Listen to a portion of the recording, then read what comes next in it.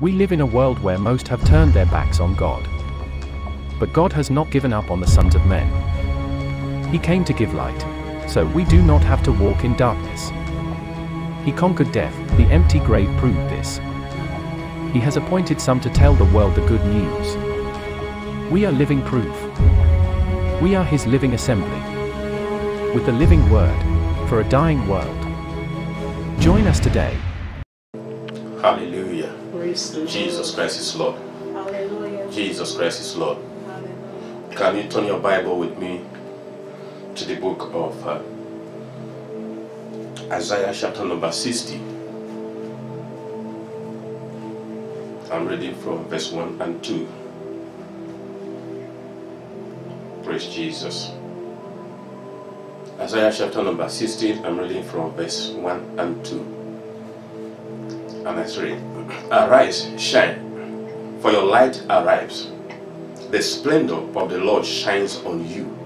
Verse number 2. For look, darkness covers the earth, and deep darkness covers the nations. But the Lord shines on you. His splendor appears over you. So I'm going to be talking to us today about the gross darkness that covers the earth. Darkness that covers the earth. If you read other versions of the Bible, it talks that darkness shall cover the earth. I think that's not the best rendering. The good rendering is that darkness covers the earth. For the earth lies in the habitation of cruelty. There is evil going on in this world. But remember, the word of God that says, ye are not of this world. So that darkness does not affect you who lives in God. Just think about it. If God is light, how will darkness cover you who are inside of God? Now, when God says darkness covers the whole earth, that not a single geographical location on earth is exempted from this thick darkness. But because you belong to Jesus, the scripture says, the light arises for you. If you read verse 1 of where we have just read now, verse 1 says, arise and shine, for light has come on you. Because you gave your life over to Jesus Christ. So light has come over you. The darkness that is covering the entire nations of the earth, according to the word of God, is not part of your life. Because God called you out of that same darkness. And remember, when you read the creation, when God was creating, He said, the whole earth was without form, and darkness was upon the face of the water, of the deep, or the water of all the earth. There's darkness that covers the entire nations of the earth until God spoke. He said, let there be light, and there was light. So that same God speaking, when the word of God became Jesus. So when you receive God into your life, it means you receive the let there be light that God spoke from the very beginning. So when you give your life over to Jesus Christ, that same light that shine upon every darkness, because God brought you now. The reason why we say you need to give your life to Jesus, because you need to be brought from one geographical or one dimension to another dimension. The dimension that the whole earth belongs to is the dimension of darkness.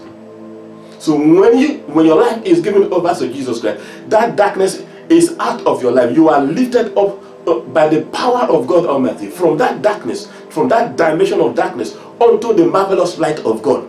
The reason is for you to give glory to Jesus Christ. Hallelujah. Somebody, hallelujah. Hallelujah. So when you are not in God, it means the same darkness that was upon the face of the deep is over your life. You walking, but you have no clue of where you're going. You can't tell your left from your right hand because darkness covered the earth. I didn't say it. The word of God says thick darkness covered the whole nation. There's no more place on earth that is exempted from it. So people think that the developing nations are the ones that need God. Well, everyone needs God, because the whole darkness was not in developing nations. The Bible says the whole of the earth is covered with darkness, and that darkness is gross to the point that no one knows exactly what is going on. So if you have not Jesus in your life, let me tell you, you might be thinking that the world, you having light inside this world. The light that is in this world is nothing compared to the darkness the Bible is talking about. The darkness is not even the light that we're talking about. It's the problem that is in this world.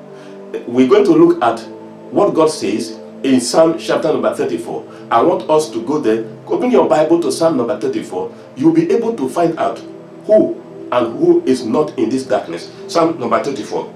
I'm reading from verse 20.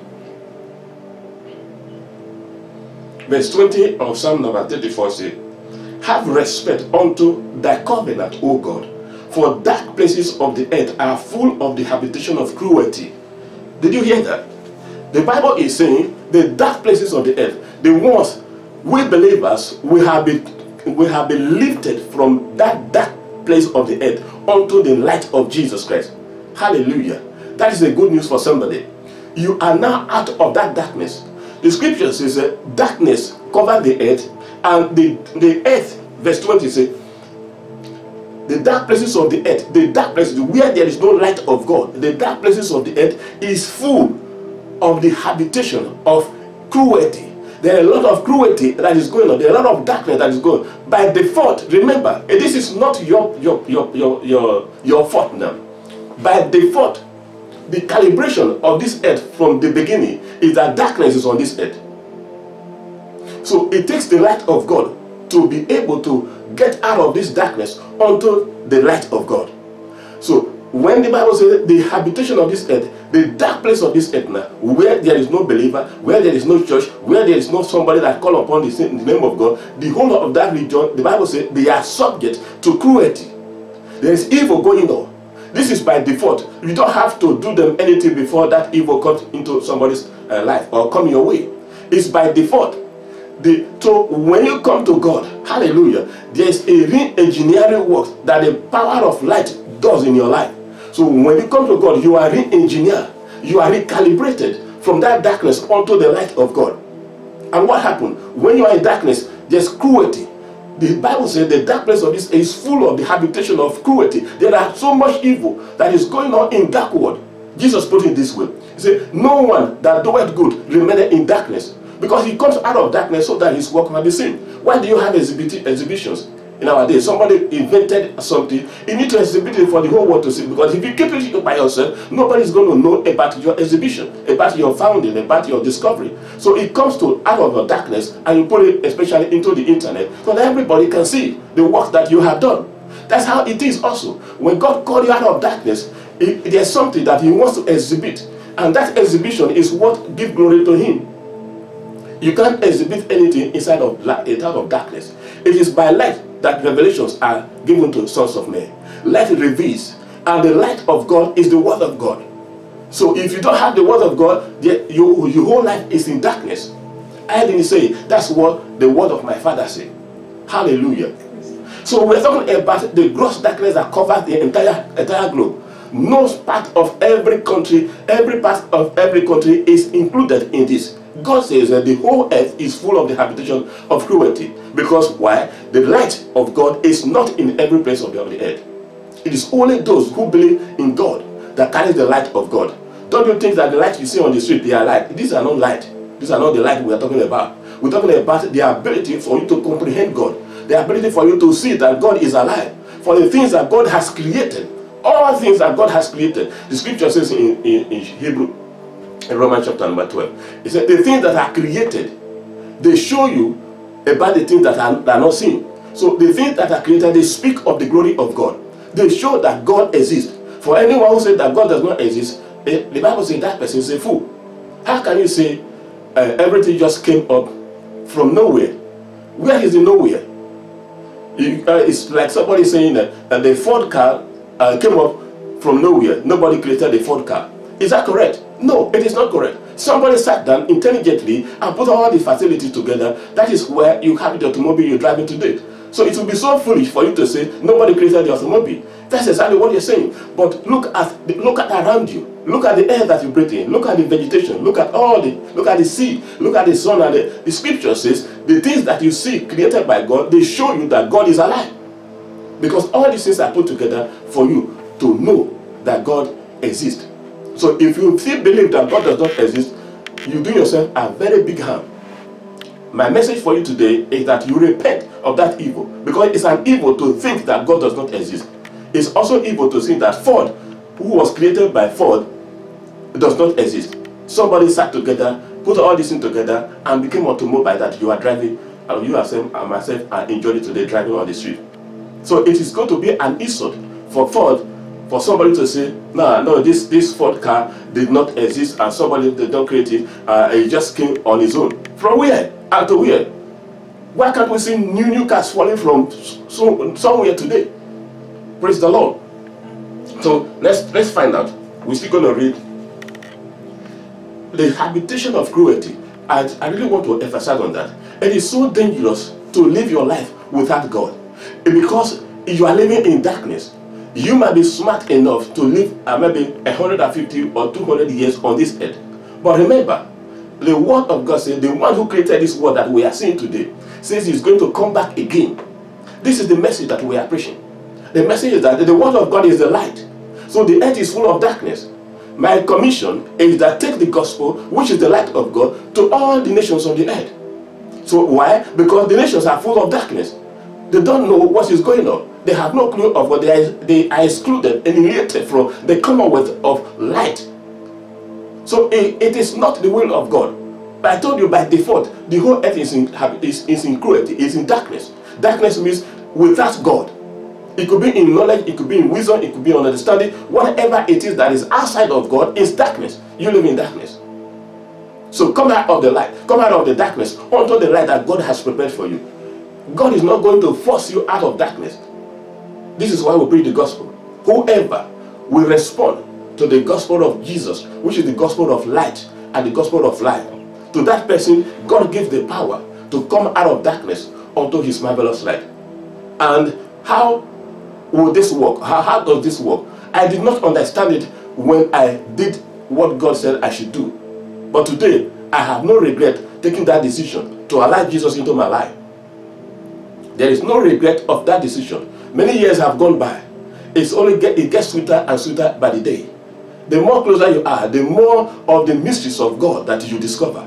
So there's no point of your life that you will ever get to, and you will say, yeah, I have gotten everything of God. No way. If anybody ever tells you that he has gotten everything of God, he's not telling you the whole truth. The truth is that the more you touch him, the more you have to touch. The more you feel him is the more you have to feel.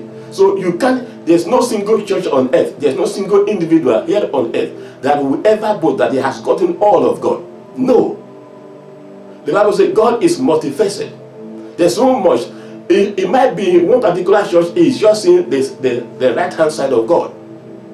So other churches are seeing the left hand side of God, the back side of God, and everything. So you can't ever boast that you have all of God. And there's no way on earth God ever said, I gave all of myself to one particular person. No. See, all the fivefold ministries were there to edify the church. So why did God make it fivefold? Because one is on one side and one is on the other side. He reveals something to this side. So don't you ever grow to any point of your Christian life that he will say you don't need the services of other persons. No, we are all together. Remember, Jesus put it this way. On the last day, the last day he took the bread. The bread is a whole temple, which is the body of Christ Jesus, and he broke it into pieces. And he said, take and eat.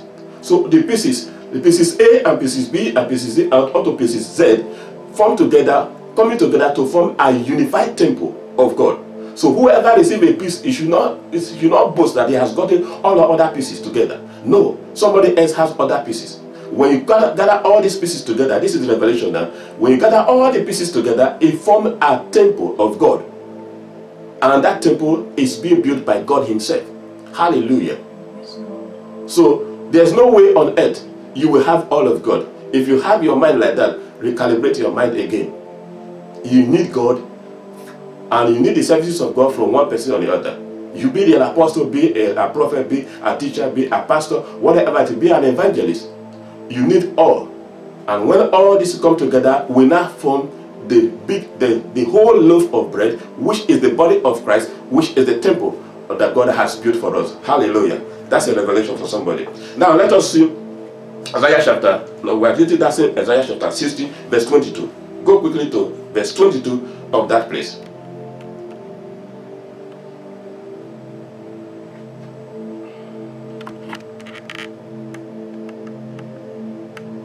Verse 22 of Isaiah number 60.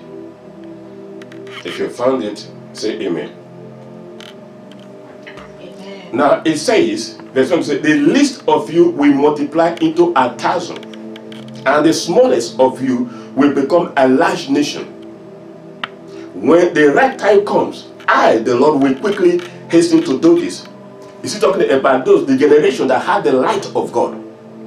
The generation of people that have the light of God. People of God, this thing is very important.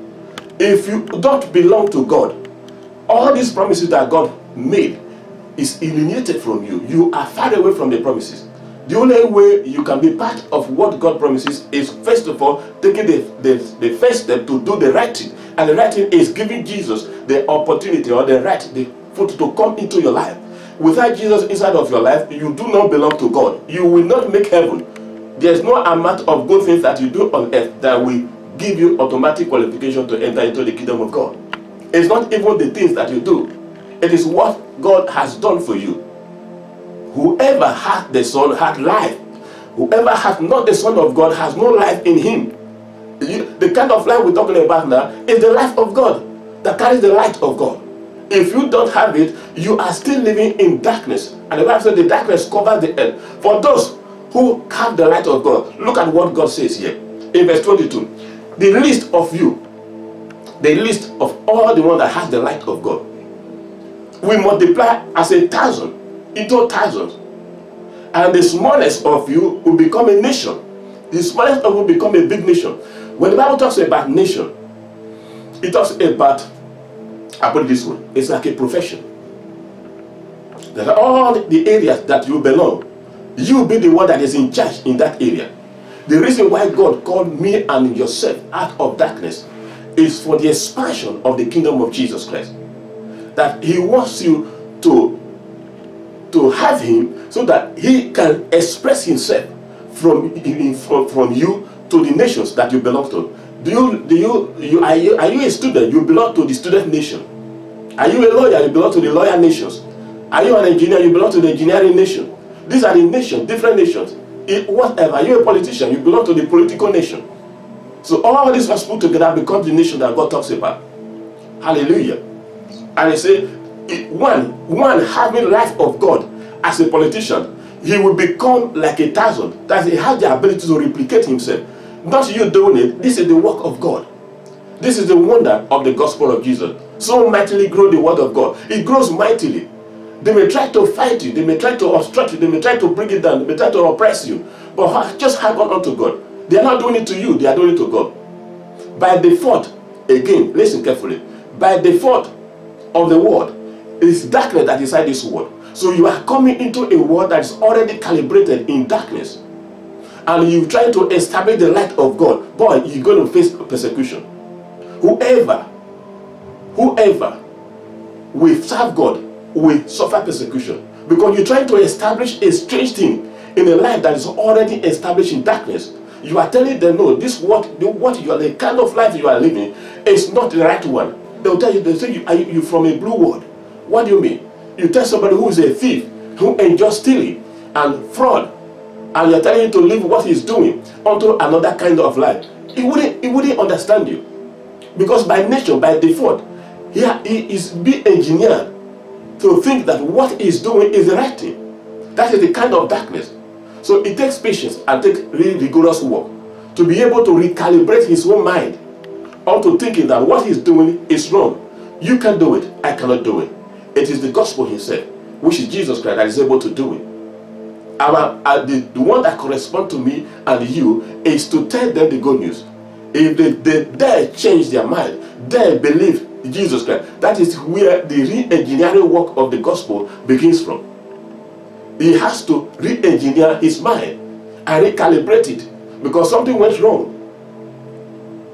And that is the work of the gospel of Jesus Christ, through the power of the Holy Ghost. Hallelujah. We're still going to read another Isaiah chapter number 29. Quickly, Isaiah chapter 29. I'm reading from verse 23.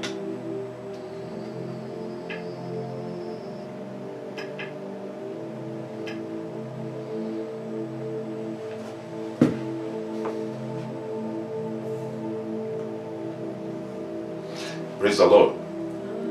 Isaiah chapter number 29, I'm reading from verse number 23. For when they see their children, whose children are we talking about here? Whom I will produce among them. Hallelujah. This is God speaking. So God says He wants to produce a special kind of children when they have received the gospel. Let me finish. Then when they see their children, whom I will produce among them, they will honor my name. They will honor the Holy One of Jacob. They will respect the God of Israel. When they see it, how would they see it? Remember where we started our reading from? That arise and shine. It takes a great deal to arise. It's only when you arise, then the shining will not come secondary. The shining will not come until you arise. So there's a part from on your side and there's a part from God. It says arise. So when I decide to arise, I'll not spend all my life drinking and eating and sleeping. If anyone who wants to become a doctor, for example, in this physical world, and he sleeps and drinks and eats every day, do you think that one will ever graduate or will be licensed to operate as a doctor? No. There's a price you pay, and that price is arising. You arise from the normal way of life onto a moment where you need to pay a price, and the light will shine on you. That's what the Bible says. Arise, and the light has already come. It will not shine on you when you have decided to arise. Now listen to what God says in verse 23 here. For when they see the children who have arisen, whom I can produce now, it is God speaking, that I will be able to produce a special kind of human being from the arising. Hallelujah. When you arise, God is not the only person God is interested in. Is not just you alone. Do you know?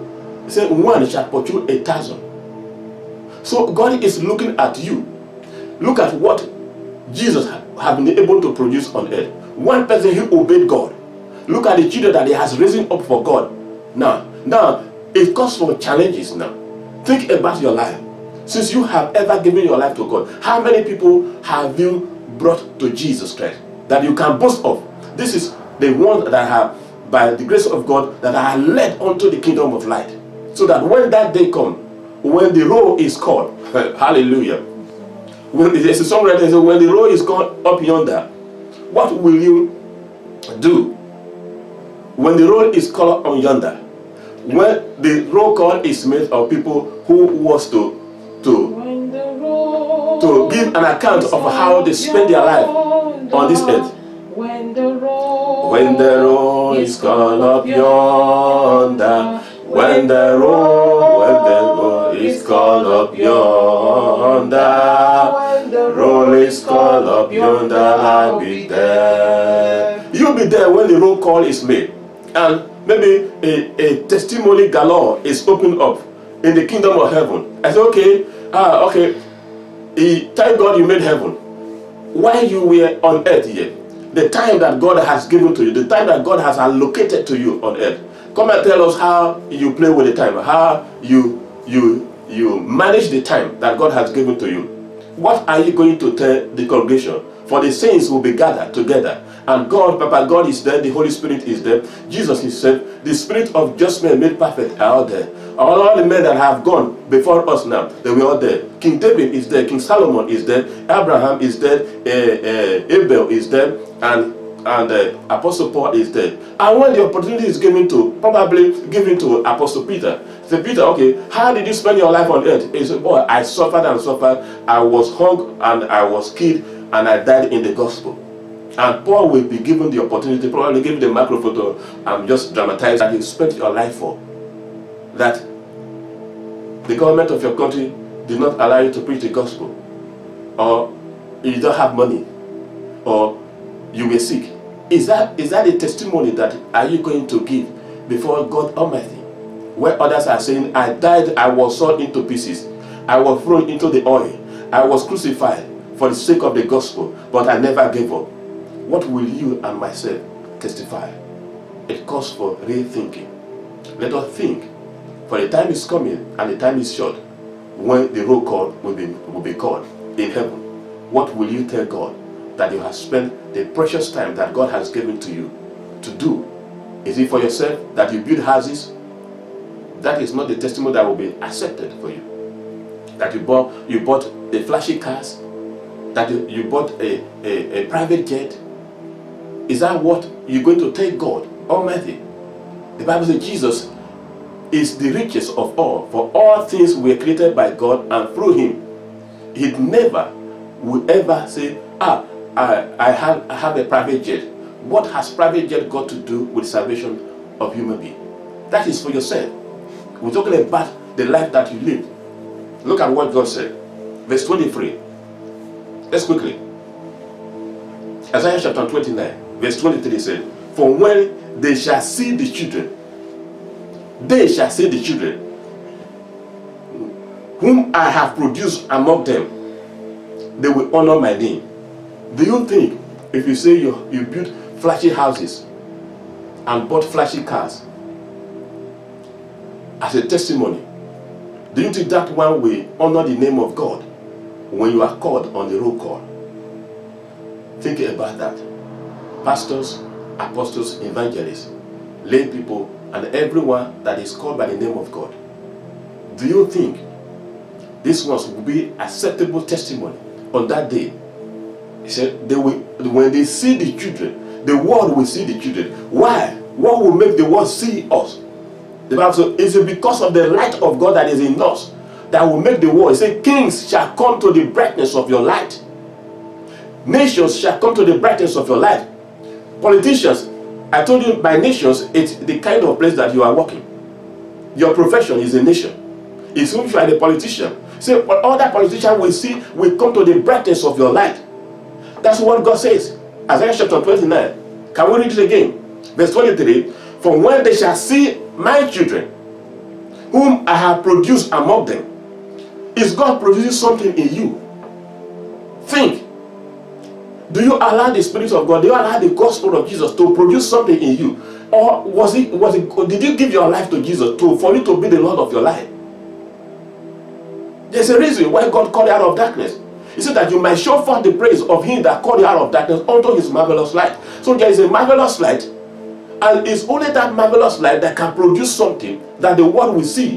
When they see it, they can't hide it. And also they will come to the brightness of your light and bring praise and glory to Jesus. This is the reason why you and myself are still alive. And the life that we've gotten is not for me to live for myself. It's for living. The life is to live to the fullness of God, to the praise of Jesus.